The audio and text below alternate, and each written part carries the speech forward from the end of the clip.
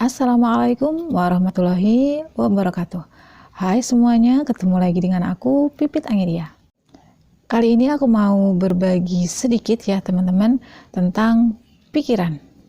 Nah, seperti yang mungkin sudah tidak asing lagi ya, sering di media sosial, di beberapa platform gitu ya, tentang pikiran. Itu ada dua jenis ya, pikiran sadar dan pikiran bawah sadar. Nah, aku pengen banget sharing tentang ini ya, antara pikiran sadar dan bawah sadar. Intinya bagaimana kita mengenali mana yang pikiran sadar, mana yang pikiran bawah sadar.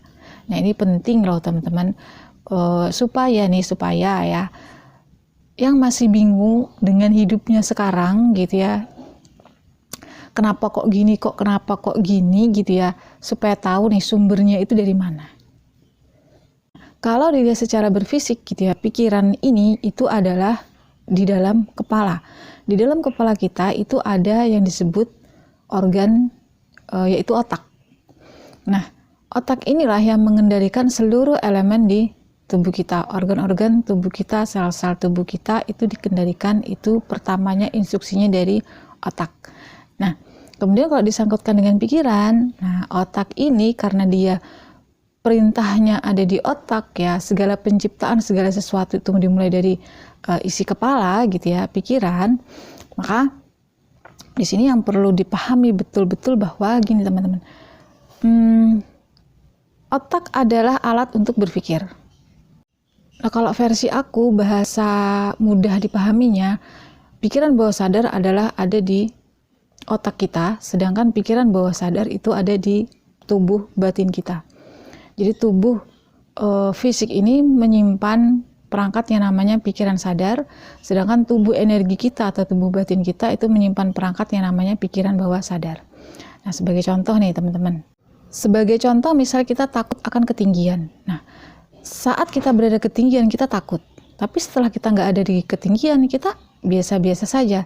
Tapi kembali lagi kita berada di ketinggian kita takut lagi. Kenapa ya? Kok takut di ketinggian tuh terus-menerus berulang? Karena rasa takut itu sudah terpendam, tersimpan di tubuh batin kita, di pikiran bawah sadar kita. Tidak lagi berada di pikiran sadar. Jadi sadar nggak sadar kalau kita ada di ketinggian, itu refleks yang muncul adalah rasa takut, atau biasa disebut orang tuh fobia ya, ketakutan gitu. Nah, itu kalau terus berulang, berarti dia sudah masuk ke pikiran bawah sadar. Nah, yang kedua berikutnya, sifat pikiran ya teman-teman. Kalau pikiran sadar, itu hanya menangkap sesuatu yang terbatas sifatnya. Dia, pikiran sadar ini hanya taunya sesuatu yang pernah terjadi dan saat ini terjadi. Dia tidak bisa menebak ke masa depan atau berikutnya itu akan terjadi apa, itu nggak bisa direka-reka oleh pikiran sadar, karena pikiran sadar ini sifatnya terbatas. Makanya teman-teman yang anxiety, depresi, cemas, khawatir, ketakut menghadapi masa depan itu sebenarnya hanya buatan pikiran sadar. Kenapa? Karena pikiran sadar membaca data yang kemarin nih, data hidup teman-teman yang kemarin. Kemarin aku melakukan gini, gitu. Kemarin aku melakukan gitu, gini. Nah, itu terus terbentuk warawiri di pikiran kita. Karena memang itulah pikiran sadar hanya menangkap sesuatu yang sudah pernah terjadi dan saat ini terjadi. Nah, jika sesuatu yang sudah terjadi dan pernah terjadi atau sedang terjadi sekarang kita labeli, kita kita tahan ya, kita kenang gitu ya. Kenangan itu akan tersimpan di pikiran bawah sadar. Dan bahayanya kita ini lebih suka menyimpan hal-hal yang tidak nyaman, menyimpan hal-hal yang tidak enak, yang suatu hari apapun yang kita pendam di pikiran bawah sadar akan muncul ke permukaan. Contoh misalnya kayak tadi rasa takut, kemudian rasa tidak layak, rasa kurang, rasa sedih, rasa marah, itu terus-menerus ada dan itu kita tahan ya, itu kita simpan di pikiran bawah sadar. Jadi sesuatu yang sudah berlalu ya seharusnya ya udah berlalu gitu. Jangan dibawa-bawa lagi, baik secara fisik maupun secara pikiran. Jadi nggak ada mengendap emosi di berbentuk perasaan yang kita simpan di pikiran bawah sadar. Teman-teman pernah baca nggak tentang buku Dr. Hawkins gitu ya, atau pakar-pakar self development, self improvement lainnya yang mengungkapkan di sana pikiran bawah sadar itu 88% mempengaruhi realitas hidup kita. Sementara kalau pikiran sadar hanya 12% saja. Karena sifat pikiran sadar itu sebenarnya muncul tenggelam, muncul tenggelam, muncul tenggelam. Kenapa dia sampai bisa di bawah sadar? Karena saat pikiran sadar kini muncul suara atau gambar, kita tahan. Ya, kita tidak mempersilahkannya lewat. Penahanan ini ya sebagai bentuk penolakan nih, kita tahan nih. Nah, kita tahan, kita tolak ini, dia mengendap di pikiran bawah sadar. Yang suatu hari jika terpicu oleh sesuatu yang sama, itu akan muncul kembali. Nah, itu permasalahan besar manusia gitu. Tidak menyadari akan pikiran sadarnya dan pikiran bawah sadarnya. Dan pikiran bawah sadar ini sifatnya dia karena ranah batin gitu ya. Dia tidak akan terkeluar kalau tidak ada pemicunya. Ya. Itu kalau untuk hal-hal yang negatif. Nah, untuk hal-hal yang positif, pikiran bawah sadar ini bagus banget teman-teman untuk mewujudkan atau kayak meng-create ya apa yang kita inginkan. Karena ranah di pikiran bawah sadar, ranah batin itu sifatnya kan kayak tenang, rileks gitu ya. Bayangkan kalau sesuatu yang tenang dan rileks itu isinya negatif semua. Nah, kalau dia terpicu, suatu hari terpicu someday ya, terpicu dengan hal-hal yang berkaitan dengan emosi yang disimpan di pikiran bawah sadar, yang tadinya tidur tadi, yang tadinya hening tadi ya, terus ada pemicunya, langsung dia bangun, langsung dia keluar. Alhasil apa? Pola hidup kita ini itu kayak terulang-ulang terus ya, gitu-gitu terus, masalahnya di situ-situ terus. Karena apa? Karena kita memendam pikiran sadar itu tadi yang muncul, kita pendam, kita tolak, jadi hidup dia, tidur dia ya, mengendap di pikiran bawah sadar. Demikian pula yang positif gitu juga, kalau ada pemicunya, misalnya kita menginginkan sesuatu gitu ya, terus kita dawamkan itu, masukkan itu ke tubuh batin kita, ke keyakinan kita yang paling dalam gitu ya, masuk ke pikiran bawah sadar ya, suatu hari akan terjadi gitu, akan mewujud. Makanya pikiran negatif kita tebengi dia, masuk ke pikiran bawah sadar, itu akan mewujud suatu hari nanti. Pikiran positif yang datang, suara atau gambar, terus kita tebengi dia ya, kita nebeng di pikirannya itu, masuk ke pikiran bawah sadar kita, dan juga itu akan terjadi. Jadi makanya hati-hati dalam menggunakan pikirannya ya. Jadi juga aku belajarnya bertahun-tahun juga ya, baru ketemu clue-nya gitu. Oh seperti ini, oh seperti itu gitu. Ternyata kerja pikiran tuh kayak gitu. Nah, satu hal yang perlu diingat bahwa kita bukan pikiran itu. Baik pikiran sadar maupun pikiran bawah sadar.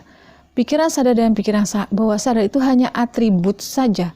Atribut yang Tuhan berikan untuk kita bisa hidup. Ya. Nah, kalau kita memahami bahwa aku ini bukanlah pikiran, kalau di aku pribadi ya, memakainya adalah aku tidak ingin mengikuti pikiran, entah itu baik atau positif ataupun negatif. Jadi segala sesuatu yang muncul, biarkan untuk pergi, datang pergi gitu. Supaya apa? Supaya melatih diriku sendiri, melatih egoku untuk tidak menginginkan yang positif ataupun menghindari yang negatif. Nah, bagi aku ini berguna banget ya. Disinilah letaknya kita ikhlas dan pasrah.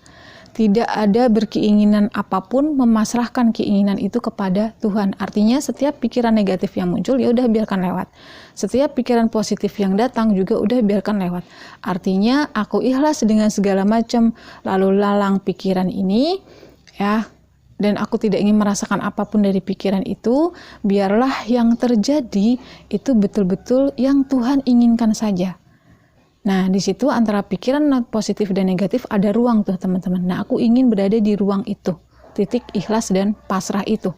Supaya saat aku berada di ruang itu, aku bertahan stay lama di sana, yang terjadi adalah, yang muncul di pikiran adalah pikiran-pikiran baru, ya, yang akan membuat pola baru di hidupku. Jadi kalau kita ikut di positif atau negatif, pola-polanya ya akan sama aja gitu. Artinya sama itu ya paling ya seperti itulah gitu. Keinginan dikabulkan biasa aja gitu ya. Keinginan yang belum terwujud ya itu satu perjuangan. Cuman kalau yang sesuatu yang kita berada di ruang antara positif dan negatif tadi, itu berbeda teman-teman. Saat betul-betul kita berada di titik ikhlas dan pasrah itu, berada di ruang antara negatif dan positif, atau di antara ruang pikiran yang datang dan pergi, itu yang akan muncul adalah insight baru, pikiran baru yang belum pernah terpikirkan sebelumnya. Nah, ini penting banget saat kita menghadapi situasi yang perasa kita membuat down gitu ya. Kalau di aku tidak mengikuti keduanya. Positif, negatif, baik buruk, aku pasrahkan ke Tuhan. Jadi perasaan, kita menjaga state perasaan itu supaya nggak positif juga, nggak negatif juga gitu, netral. Nah, dalam posisi netral itulah state pasrah akan kita alami. Artinya apapun yang terjadi itu terserahmu ya Allah. Terserah Tuhan aja. Yang mana pilihan yang paling bagus. Di situ kita tidak ada lagi ego untuk memihak yang baik ataupun yang buruk. Tapi jelas kalau sudah kita berada di satu ruang itu, bukan hal baik, bukan hal buruk, pasti yang terjadi adalah kebaikan. Pasti yang terbaik untuk tubuh fisik kita, juga tubuh energi kita. Dan dengan stay di antara tidak positif dan juga tidak memilih yang negatif tadi gitu ya, itu lebih buat aku lebih tenang ya. Kita nggak berupaya untuk positif, juga tidak berupaya untuk menghindari yang negatif, nggak gitu. Jadi kita berada di tengah-tengah itu betul-betul netral, ringan gitu ya. Tidak ada keberpihakan antara kanan maupun kiri. Dan itu lebih ringan aja actionnya, tubuh ringan, otak ringan, ya kita juga lebih mudah senyum gitu ya, lebih happy, lebih enjoy. Ternyata itu rahasianya teman-teman. Kalau pengen hidup itu damai ya, memang nggak mudah sih. Kalau masih kita tahap awal kayak aku dulu, masih berupaya untuk ngikuti yang positif-positif. Ternyata juga capek nih, kita berupaya dan effort. Nah, sekali lagi yang perlu aku ingatkan adalah kita bukanlah pikiran, baik itu positif maupun negatif. Maka kalau kita paham bahwa kita bukan pikiran, kita tidak akan pernah ke-trigger oleh keduanya. Tidak pernah ke-trigger oleh pikiran. Meskipun memang nggak selalu gitu, ada dalam satu kondisi yang kita ke-trigger oleh pikiran, tapi kita sadar nih, oh ini pikiran nih, bukan aku gitu. Jadi kita lebih cepat switch-nya, menemukan diri kita yang sebenarnya, berada di pada identitas diri kita yang sebenar-benarnya. Itu aja dulu sharing dari video aku kali ini, semoga bermanfaat dan sampai jumpa lagi insya Allah di video aku berikutnya. Wassalamualaikum warahmatullahi wabarakatuh. Bye bye.